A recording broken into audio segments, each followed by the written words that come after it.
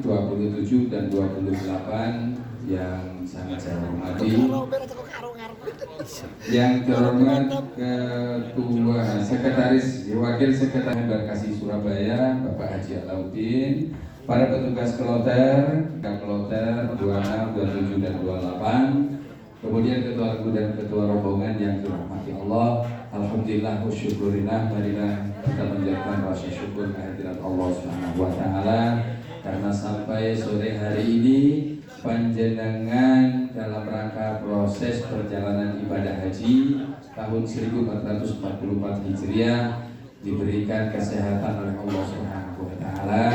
Mugi-mugi panjenengan sedaya mendapatkan perlindungan, mendapatkan hidayah dari Allah sehingga melaksanakan hajinya panjenengan bersama dengan para jamaahnya sedaya bisa melaksanakan dengan tepat dan benar menjadi haji mabrur. Amin ya rabbal alamin.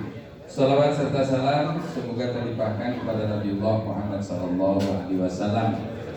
Para bapak ibu sekalian yang dirahmati Allah, ketua rombongan dan petugas kloter, kami dari bidang pembinaan dan pemantapan kloter BPM Embarkasi Surabaya sengaja memang panjenengan segera dikumpulkan untuk ketua rombongan dan petugas kloter dalam rangka memantapkan sebelum panjenengan berangkat menuju ke Madinah.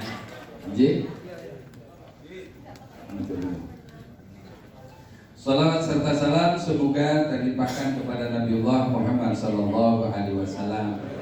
Para bapak sekalian, mari kita awali, kita buka pertemuan sore hari ini dengan pembacaan Ummul Quran suratul Fatihah. Al-Fatihah.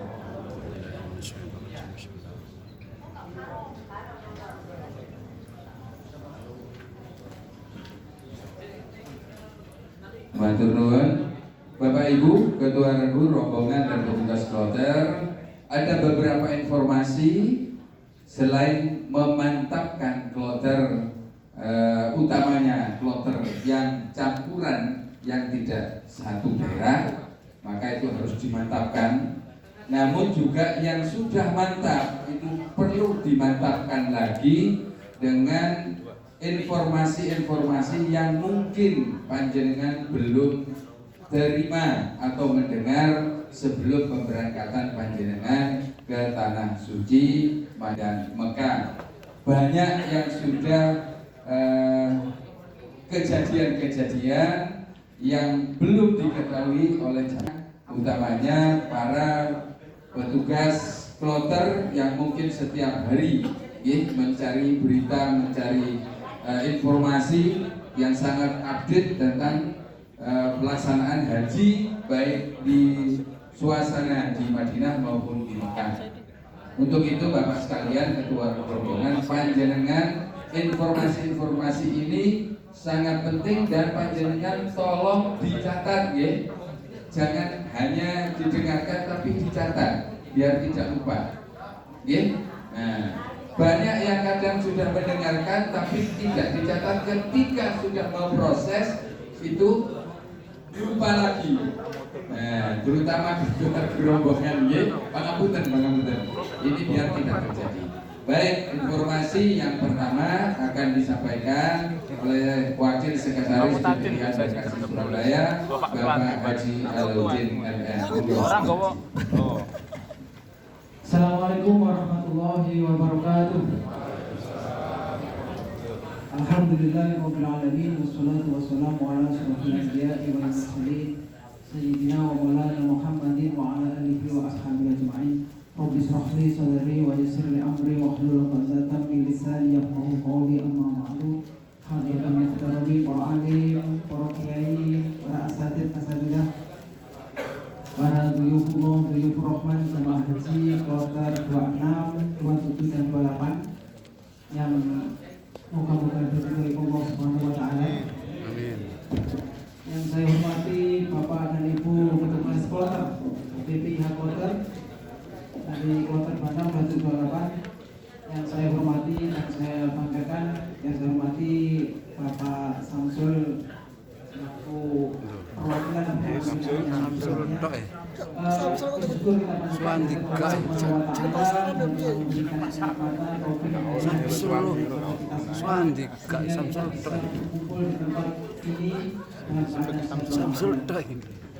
yang kedua, salawat dan salam semoga selalu tercurahkan kepada junjungan kita Nabi Muhammad Sallallahu Alaihi Wasallam serta keluarganya, para sahabat dan umatnya, dan semoga kelak kita menjadi bagian dari umat yang akan mendapat syafaatnya di akhir. Amin ya Allah. Bapak, Ibu, para karu dan karong yang kami hormati, yang pertama kami mengucapkan terima kasih dan penghargaan yang setinggi-tingginya kepada panjenengan semua yang berkenan ditunjuk sebagai karu dan karong. Panjenengan adalah pilihan, tidak sembarangan orang yang ingin atau mau ditunjuk sebagai karu dan karong, karena panjenengan nanti selain mengurusi diri sendiri juga mengurusi jamaah yang lain. Jadi panjenengan adalah orang-orang pilihan yang kami mengucapkan terima kasih atas kesediaan panjenengan semuanya. Karena tidak mungkin Bapak Ibu petugas kloter yang ada di depan panjenengan ini untuk melayani jamaah sendirian berlima tanpa peran serta Bapak Ibu semuanya.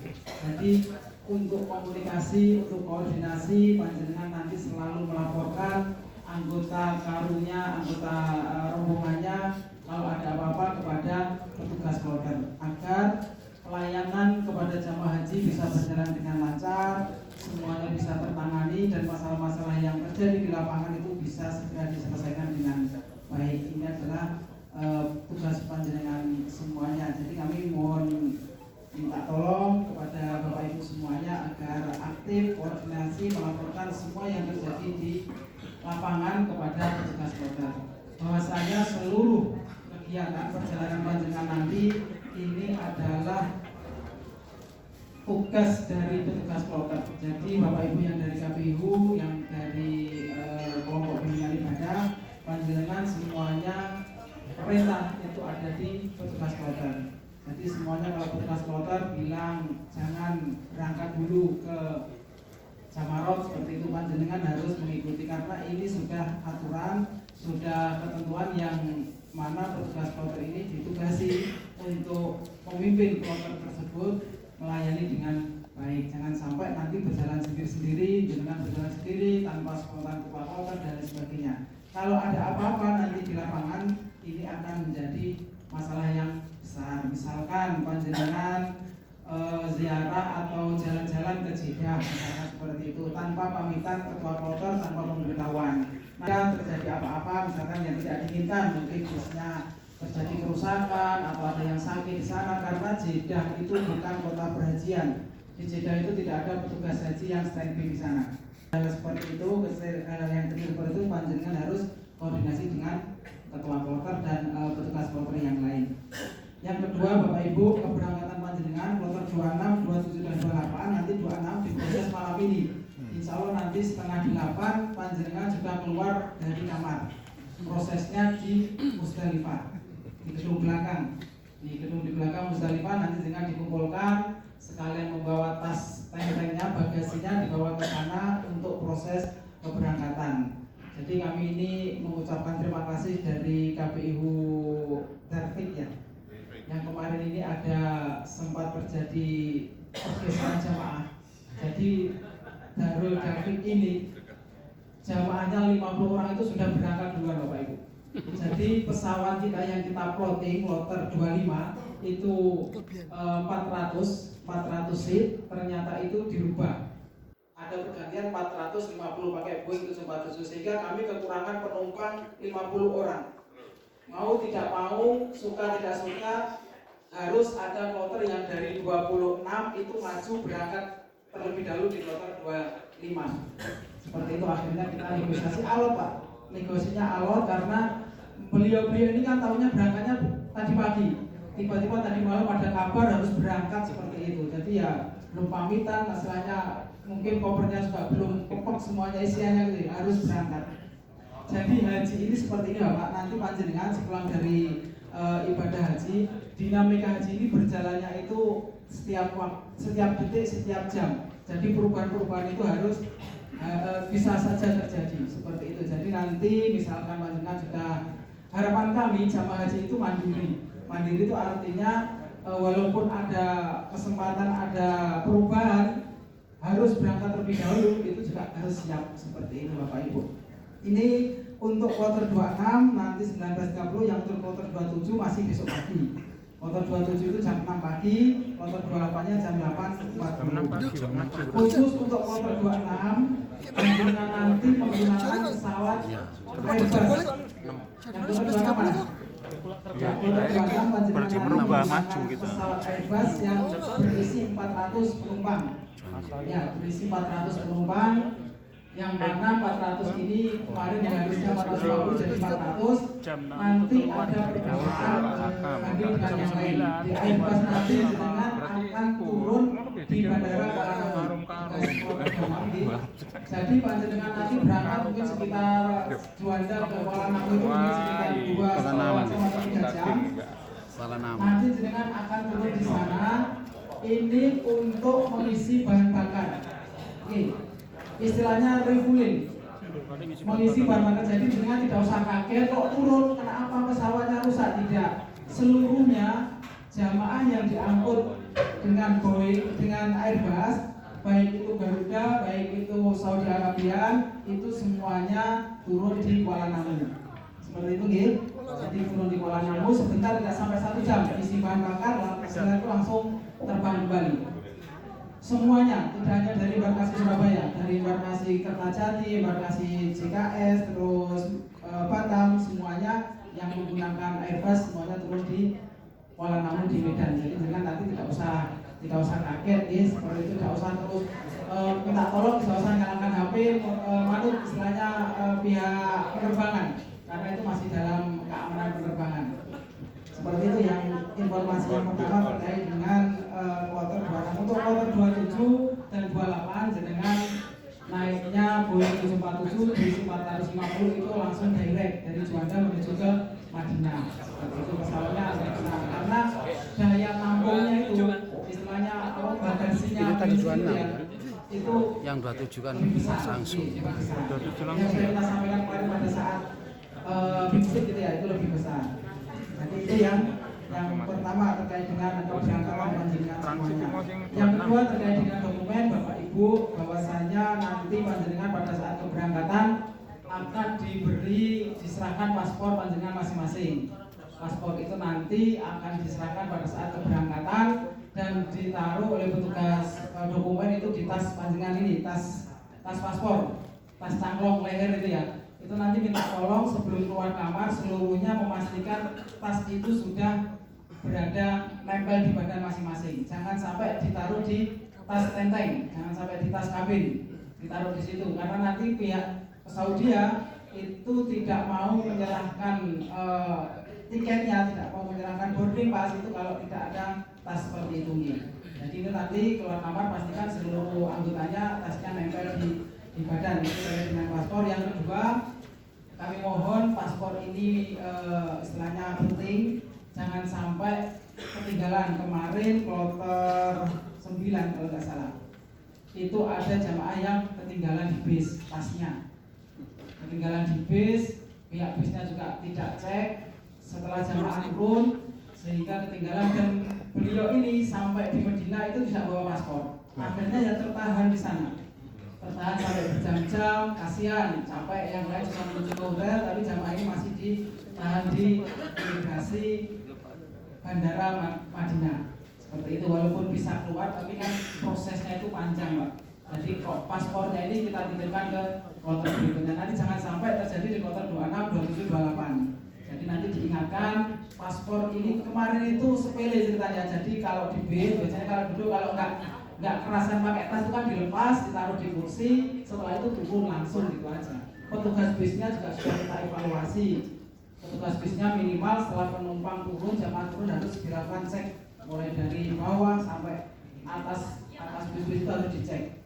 Dan alhamdulillah sampai sekarang sudah tidak ada barang-barang yang ketinggalan di bis. Kemarin itu kalau terawal banyak laptop ketinggalan, jaket ketinggalan. Yang paling fatal ya tas paspor itu. Nanti minta tolong untuk dokumen nanti diamankan, dibawa sendiri-sendiri. Setelah itu nanti dengan turun di Bandara Madinah, paspor itu akan diserahkan ke pihak maktab. Nanti penyerahannya pada saat jenengan masuk di bis.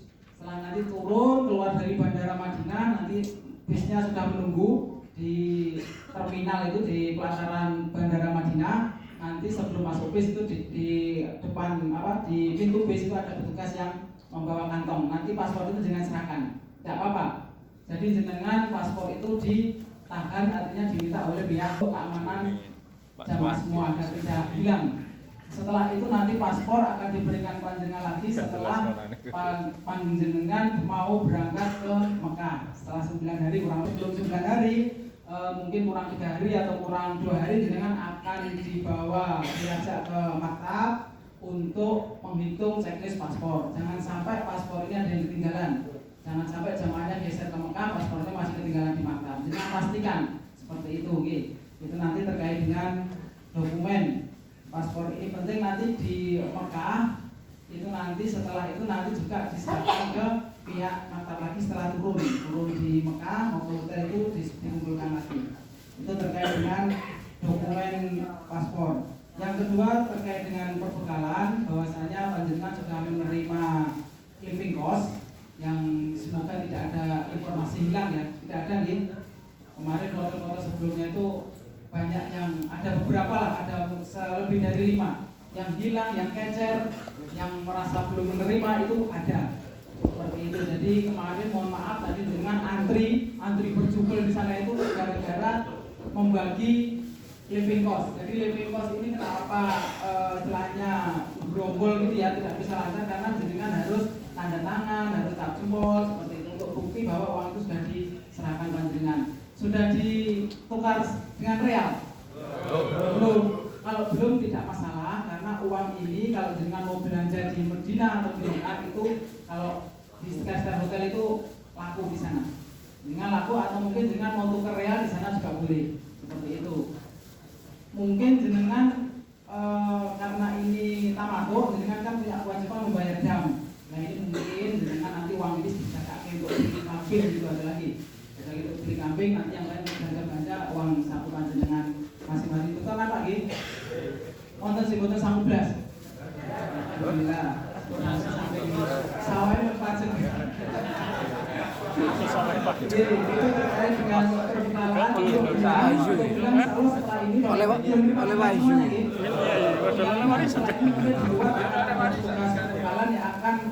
Kalan Wahyu itu oleh warisan ya. Rombongan nanti diserahkan ke jamaah masing-masing. Yang ini adalah gelar pemahal sedunia. Harganya 55 juta, kemudian 12 tahun. Bentuknya seperti itu. Jadi gelang ini harus dipakai, jangan ditukar-tukar. Jangan ditukar-tukar walaupun dengan suami istri ya.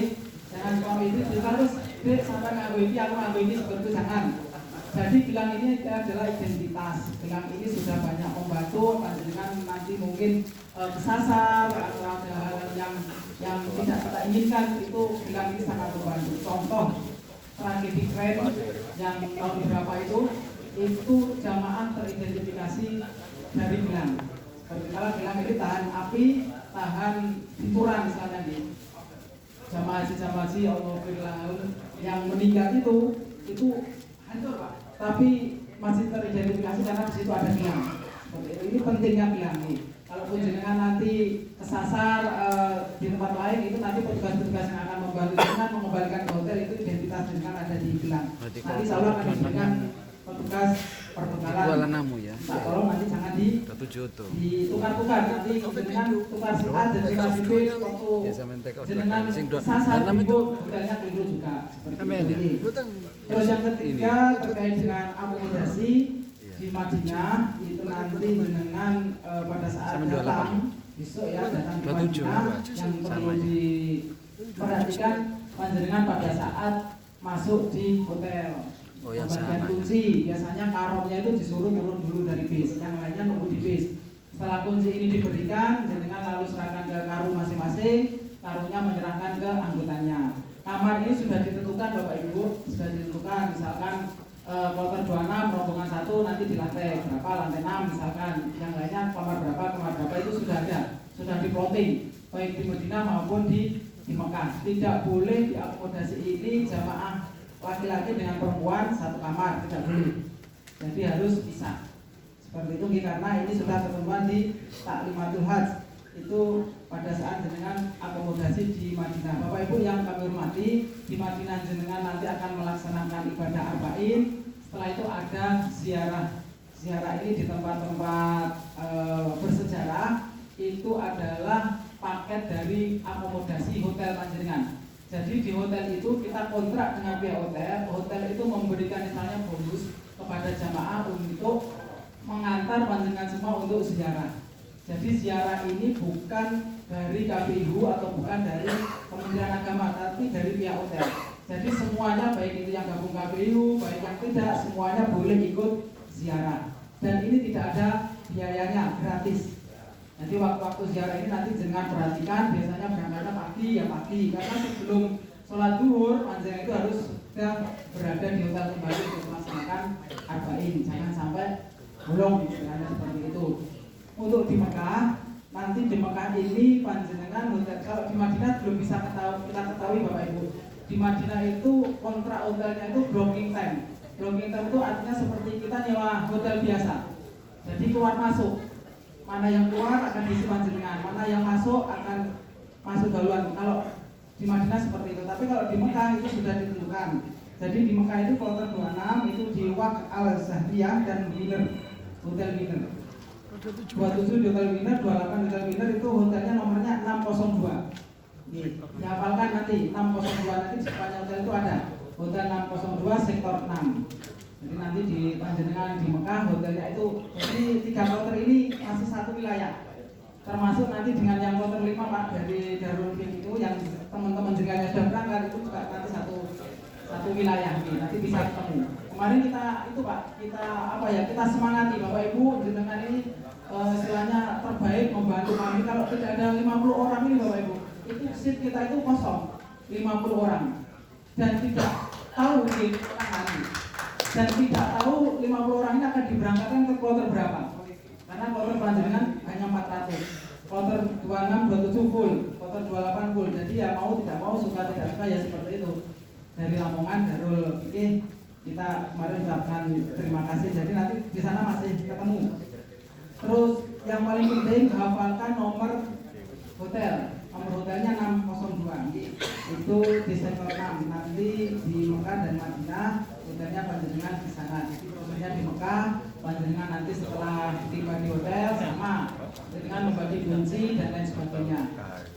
Titik krusial pada saat jenengan datang di hotel Mekah itu yaitu pada saat kedatangan. Karena jenengan posisi pakai ihram dari Madinah biasanya itu ya mau berangkat itu sudah nunggu. Di bis sudah nunggu, mau berangkat ke Bir Ali sudah nunggu, capek, perjalanan capek, turun di hotel Mekah, turun kondisi mungkin panas, mungkin sumuk, mungkin gatel gitu ya, pakai ihram kan nggak familiar nih. Jadi itu mungkin hal-hal yang bisa memicu emosi, memicu apalagi pembagian kamarnya tidak sesuai. Mungkin pembagian kamarnya beda dengan di Madinah. Di Madinah saya dengan ini, tapi kok di Mekah seperti ini, itu nanti biasanya membuat jamaah ini istilahnya apa ya, gampang emosi karena ya di Mekah itu banyak cobaannya Bapak Ibu. Jadi panjenengan nanti pada saat turun di hotel bagi kunci monggo jenengan selesaikan dulu seluruhnya, masuk kamar seluruhnya, barang-barangnya dicari. Misalkan nanti setelah umroh selesai panjenengan kembali ke hotel bersih-bersih, mandi, setelah itu baru nanti menata ulang kamarnya. Gitu Bapak Ibu. Jadi jangan geger di depan. Jenengan pakai ihram soalnya. Kondisinya pakai ihram, jenengan tidak boleh apa ya, gampang marah-marah lah. Jenengan selesaikan dulu ibadahnya dulu. Setelah itu nanti mungkin pengennya geser kamar, nanti diselesaikan secara adat. Diselesaikan secara kekeluargaan. Pak, jenengan aku kok ping kali Bapak itu seperti itu, monggo nanti diselesaikan secara adat. Yang penting jangan sampai ketahuan petugas sektor. Kalau ketahuan petugas sektor nggak boleh. Jenengan di Majani saya ini. Terus yang selanjutnya terkait dengan catering, Bapak Ibu, jenengan nanti akan mendapat makan 3 kali di Mekah maupun di Madinah. Alhamdulillah ini 3 kali. Kemarin infonya sama yang 2 kali, tahun ini 3 kali karena apa yang dengan bayarnya sudah mahal, ya. Dapat makannya hanya 2, seperti itu kita kasihan lah Mas Dian. Rekodnya dikurangi. Akan tetapi Bapak Ibu, catering yang di Mekah maupun di Madinah karena itu yang sudah kami sampaikan di Lamongan kemarin waktu BIMSIK itu ya menunya itu menu bukan ala kadarnya, pokoknya ada makan nasi gitu aja. Awalnya itu roti Pak, sebelumnya kita diberikan roti, tapi kan kalau belum makan nasi itu kan belum makan. Jadi menu di sarapan itu nasi kuning, nasi goreng, nasi uduk. Itu selama 42 hari dengan akan satu uduk. Ini goreng uduk itu 3 kali dengan pokoknya nanti sampai apa lagi? Sampai apa? Ya. Jadi sarapannya itu tidak ada sayurnya Pak, hanya nasi kuning, uduk, sama nasi goreng. Nanti pembagian makannya minta tolong ini karena tugas karu dan karom. Kalau panjenengan mau ke haram, mau sholat di haram itu usahakan ada mungkin dengan perhatikan. Biasanya titik krusial itu pada saat makan malam. Makan malam itu biasanya ngambilkan jam 5 sampai jam 9 malam. Jamaah haji kita biasanya itu setelah asar, biasanya kalau asarnya di jam 3 ya, setelah asar itu biasanya seneng jamaah ke haram. Biasanya nanti maghrib, isya, sekalian jalan-jalan, pulangnya nanti jam 12, jam 1 seperti itu. Nah ini makan malamnya jenengan perhatikan. Makan malamnya jenengan ambilnya jam 5 sore sampai jam 9. Padahal jenengan jam-jam segitu di haram. Jadi apabila panjenengan karu dan karom kok ingin beribadah di haram, itu titip pesen lah dengan yang lain. Mungkin yang tidak ke haram bisa dipesen nih Pak, aku mau ke sholat masjid, nanti ambil makan minta tolong diambilkan. Jangan sampai semuanya ke masjid tidak ada yang ambil, nanti kasihan yang di hotel. Jangan pulang itu juga sudah, misalkan pulangnya jam 11 malam itu juga nasinya mungkin sudah nasi juga seperti itu. Jadi jangan pesan terus Pak Ketua Kloter dan petugas kloter minta tolong, istilahnya ini karu-karom, ini bukan bawahan jenengan yang harus disuruh-suruh, jangan. Kalau ketua kloternya, pembimbing kloternya dan petugas kloternya itu bisa melaksanakan, ya kita bisa bareng-bareng gitu lagi. Karena beliau-beliau di depan ini 12 tahun Pak menunggu Pak. Kalau di sana hanya suruh ngambil nasi saja ya. Tapi kami minta tolong Bapak Ibu, jenengan ngambil nasi itu pahalanya juga sangat besar sekali. Jenengan sangat besar sekali karena ya apa nanti kalau ada jamaah terus lemes, nggak makan, nggak subuh misalkan ya karena malam nggak jenengan ambilkan nasi, artinya lemes subuhannya kesiangan, jenengan juga ikut menanggung itu mungkin. Jadi pahalanya karu-karom ini berlipat-lipat ini. Itu terkait dengan catering Bapak Ibu, yang terkait dengan transportasi Bapak Ibu nanti transportasi yang biasa nanti akan dengan familiar itu adalah transportasi bis sholawat, karena wilayah dengan ini di Ronggo itu jaraknya kalau jalan kaki ya jauh, kalau naik bis dekat. Artinya seperti itu, naik bis dekat, jalan kaki jauh. Jadi naik bis ini nanti jenengan akan terbiasa dengan terminal namanya Ship Amir. Jadi hotel panjenengan haltenya itu biasanya di depan-depan hotel. Di depan-depan hotel itu ciri khasnya halte itu biasanya di situ ada bendera merah putih. Haltenya nggak seperti di Indonesia Bapak Ibu, artinya pokoknya ada tempat parkirnya bis, di situ ada bendera merah putih, di situ tempat titik kumpul, tempat bis berhenti, menaikkan dan menurunkan penumpang. Itu nanti jenengan dari Raudhah, dari sekitar hotel itu turunnya di Ship Amir. Di Ship Amir itu tidak hanya wilayah Raudhah, tapi ada wilayah yang lain. Bisnya ada kodenya yang lain. Jadi jenengan hafalkan nomor bis, nomor lambung. Kalau nggak salah itu mungkin nomornya kalau tidak 67. Nanti jenengan nanti ada di situ. Kalau tidak 67.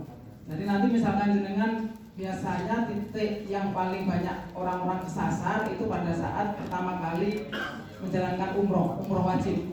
Umroh wajib jenengan dari hotel gandengan, setelah tawaf lepas bingung, banyak yang hilang, banyak yang kesasar, terlepas lah intinya, terlepas dari rombongan itu nanti jenengan cari bisnya itu diajari Bu, nanti kalau kita misalkan terlepas nanti jenengan pada saat turun, pada saat pertama kali turun di Ship Amir itu jenengan lihat kiri kanan yang bisa jadi tetenger gitu ya. Oh seperti sini, nanti jalannya di sini. Nanti jenengan beritahu anggota pergunya. Jadi nanti di sini naiknya nomornya itu dengan hafalkan. Kalaupun nanti misalkan ada jamaah yang keliru naik bis, harusnya naik nomor 6 tapi keliru naik nomor 9, tidak ke Raudhah, ke Jarwal misalkan ke daerah lain, itu tidak usah panik, jenengan tidak usah panik, tidak usah takut, karena bis dari SIM Amir baik ke Raudhah maupun ke Jarwal atau ke yang lainnya itu nanti juga kembalinya akan ke SIM Amir lagi. Seperti itu. Jadi jangan misalkan kesasar ke Jarwal, keliling naik bis, jadi tunggu aja jenengan. Di Jarwal itu juga ada terminalnya. Setelah berhenti menurunkan nanti akan berangkat lagi ke SIM Amir dengan ikut lagi ke SIM Amir. Seperti itu. Jadi tidak usah sakut, terus tidak usah turun di Jarwal, malah jalan kemana-mana malah hilang nanti. Seperti itu nanti disampaikan. Insya Allah tidak lah, nanti mungkin nomor bisnya ini harus dihafalkan nih. Dihafalkan terus bis sholawat ini Bapak Ibu itu akan beroperasi 24 jam. Jenengan mau ke Haram jam 1 malam, jam 1 siang itu semua ada standby bisnya. Kecuali pada tanggal 6 sampai 13 Zulhijjah mendekati hari Arafah itu bisnya berhenti. Jadi jenengan tuh sebelum tanggal 6 seperti itu. 6 kita berangkat ke Arafah itu tanggal 8. Jadi tanggal 8 itu 2 hari sebelumnya itu bis sudah berhenti tanggal 6. Jenengan ibadah sholat berjamaah dilaksanakan di masjid yang ada di hotel. Karena di situ lalu lintas di Mekah itu mendekati tanggal 8 9 itu sudah krodit Bapak Ibu, sudah padat karena seluruh jamaahnya itu sudah berada di Mekah. Jadi misalkan jenengan tanggal 8 kok nggak ada bis, nah itu memang berhenti bisnya, sudah tidak ada lagi. Seperti itu. Ini kenapa 6 Zulhijjah. 6 Zulhijjah sampai tanggal 13 Zulhijjah sampai Nafar Sani jenengan pulang itu nanti tanggal 13 tanggal 14-nya bisnya mulai beroperasi lagi. Seperti itu. Jadi jangan khawatir. Terus yang terakhir terkait dengan barang bawaan. Kalau panjenengan nanti di Madinah, di Mekah pengen belanja yang sekiranya itu lebih dari 32 kilo, mungkin pengen beli kabel, karpet, itu ya, monggo. Jenengan boleh beli langsung di kargo. Di depan hotel itu banyak jasa-jasa kargo, insya Allah aman. Jadi jenengan belum sampai ke rumah, tambalnya itu sudah sampai rumah duluan. Seperti itu, harganya juga terjangkau lah, tidak mahal. Jadi dengan belanja sebanyak-banyaknya di packing kargo. Seperti ini. Jadi jangan melebihi barang 32 kilo di tas besar, karena tidak boleh nanti dengan sampai rumah ketut, pengen ini, tapi kopernya tidak muat seperti ini. Jadi jenengan harus punya planning, ingin beli apa seperti itu harus di awal. Seperti itu. Terkait dengan barang bawaan itu nanti pada saat jenengan pulang jangan sekali-sekali membawa air zam-zam di koper, nanti akan dibongkar Pak. 1, 2, 3, 4 sampai 10 jamaah yang membawa zam-zam di koper terindikasi itu nanti juga akan mempengaruhi penerbangan panjenengan. Bisa saja delay karena harus diperiksa semuanya. Koper itu harus dibuka ulang dan bukanya itu kalau kopernya dengan kunci akan dibuka secara paksa. Seperti itu. Jadi eman-eman kopernya nanti kalau jenengan beli zam-zam di sini ada misalkan tambahan. Nanti zam-zam jenengan itu akan dibagi pada saat pemulangan. Pada saat jenengan datang itu nanti langsung akan dibagi. Insya Allah tahun ini nanti dapat 10 liter untuk suami istri. Suaminya 5 liter, sana 5 liter. Jadi, seperti itu. Mungkin itu yang bisa saya sampaikan. Karu di mana? Karu. Semuanya komunikasikan, koordinasikan dengan petugas kloter agar karena tahun ini banyak lansia Bapak Ibu. Jenengan merambut lansia, jenengan melayani jamaah itu sama dengan nanti pahala panjenengan berlipat ganda. Terima kasih. Kurang lebihnya mohon maaf. Akhirul kalam, monggo maafin ila wabillahi. Assalamualaikum warahmatullahi wabarakatuh. Terima kasih Bapak Haji Alauddin. Lengkap Pak nggih? Catatan panjenengan penuh napa mboten? Penuh. Kok ketinggalan Catatannya penuh gitu ini. Tenang aja. Terus pokoknya Alhamdulillah nggih. Sing paling Bisa dilihat di apa? YouTube nanti. Ya, Dan mugi-mugi sedaya yang dijelaskan tadi itu semuanya sudah tercatat di dalam memori panjenengan. Amin. Insyaallah. Jadi dengan apa yang telah dijelaskan itu akan membawa kelancaran